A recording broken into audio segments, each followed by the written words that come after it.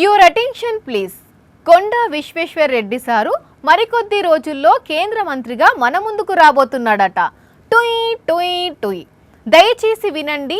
కొండా Vishweshwar Reddy sir మరికొద్ది రోజుల్లో కేంద్ర మంత్రిగా మన ముందుకు రాబోతున్నాడట.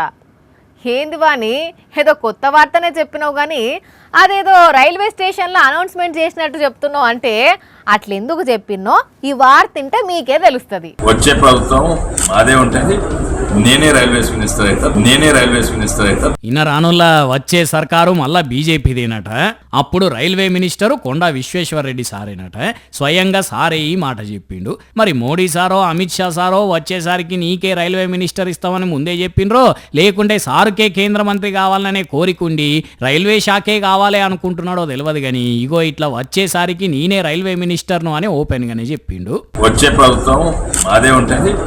నేనే రైల్వేస్ మినిస్టర్ అయితే తప్పనిసరిగా మరి రేపటిదానికి రూపం లేదు అంటారు.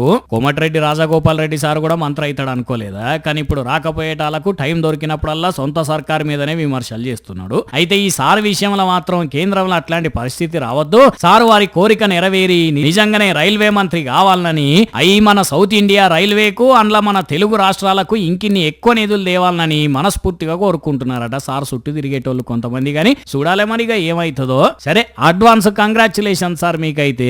కాకపోతే మీరు రైల్వే మంత్రి అయితే మరి ఇప్పుడున్న రైల్వే మంత్రి అశ్విని వైష్ణవ్ సార్ పరిస్థితి ఏంటి సార్ వచ్చేసరికి అని డౌట్ పడుతున్నారు కొంతమంది.